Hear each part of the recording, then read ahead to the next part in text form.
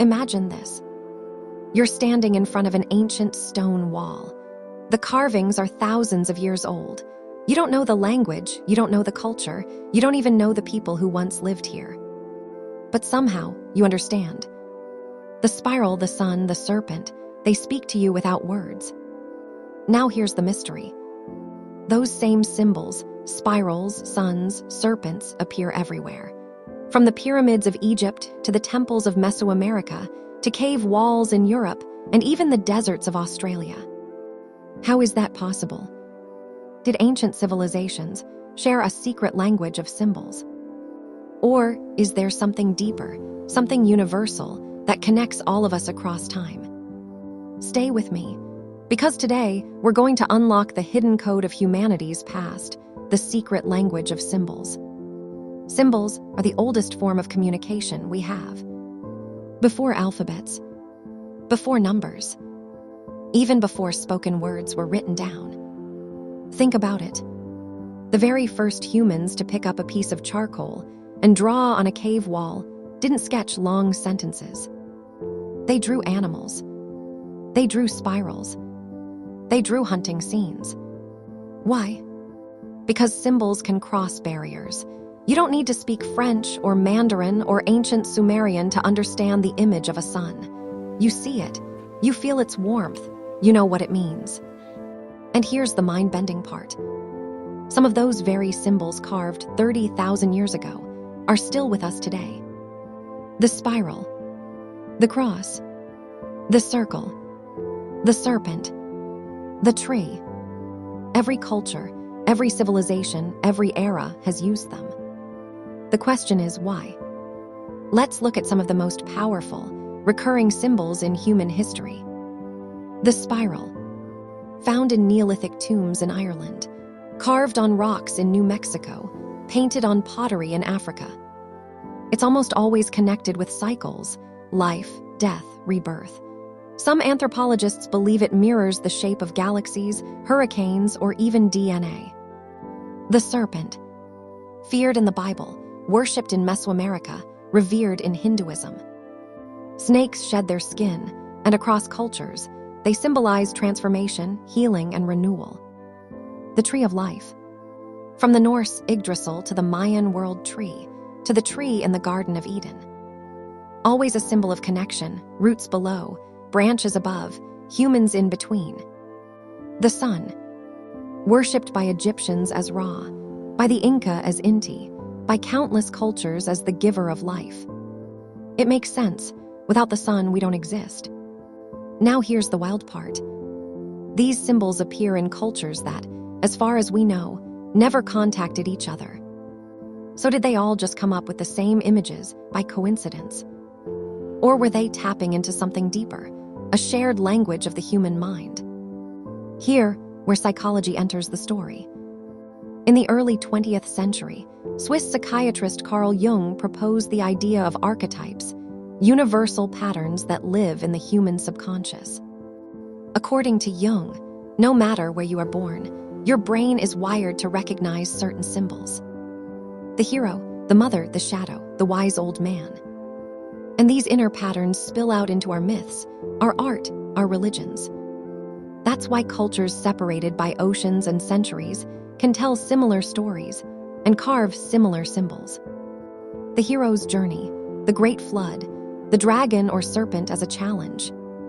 Could it be that ancient civilizations weren't necessarily communicating across continents, but were simply drawing from the same inner library of the human mind? It's a breathtaking idea, that our ancestors were connected, not by trade routes, but by consciousness itself. But what if symbols were more than just stories? What if they were technology? Think about it. Symbols don't just represent ideas, they store them. One image can carry generations of knowledge.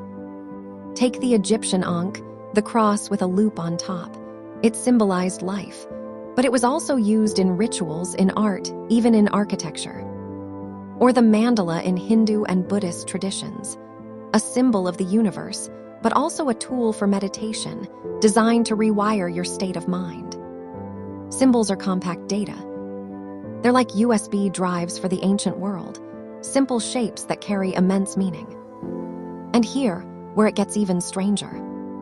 Many symbols weren't just decorative, they were placed with precision. At sacred sites, at cardinal directions, aligned with solstices and equinoxes. Were these ancient people encoding knowledge into symbols that could outlast empires? Knowledge of the stars of medicine, of the cycles of life and death. Let's test this. In Central America, the Maya carved the feathered serpent, known as Quetzalcoatl. In China, dragons were revered, serpent-like beings tied to rain and cosmic power. In India, the serpent was Shesha, the great snake upon which Vishnu rested. 3 continents, 3 cultures, same symbol, same themes. How?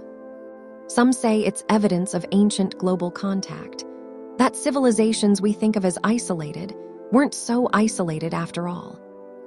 Others say it's proof of Jung's archetypes, that these images emerge from the collective unconscious. And some argue it's simply nature. Humans everywhere saw snakes. They saw spirals in shells, stars, whirlpools. They saw trees, suns, moons. But ask yourself, why did they elevate those images into the sacred? Why did they give them cosmic weight? Why did the same images rise to the top again and again? Symbols weren't just abstract ideas. They shaped entire civilizations. The cross became the foundation of Christianity, spreading across continents, shaping cultures for 2,000 years. The yin-yang became central to Chinese philosophy, a symbol of balance that still influences medicine, martial arts, and science. The swastika, once a symbol of good fortune across Asia, was twisted into a mark of terror in the 20th century. Symbols are powerful. They can unify millions or divide them. They can encode science, spirituality, or entire worldviews in a single stroke. This is why ancient civilizations guarded their symbols, carved them into stone, aligned them with stars, painted them in sacred spaces. They weren't just art, they were keys. Here's the twist. We think we've moved past symbols. We think we're modern, rational, scientific. But take a look around you. The logos on your phone, the red cross of medicine, the green recycle symbol. Emojis, memes, flags. We are still a symbolic species. In fact, we're drowning in symbols more than ever before. And guess what? They still bypass language. You don't need to explain what a heart emoji means. You know. You don't need to translate a peace sign. You feel it.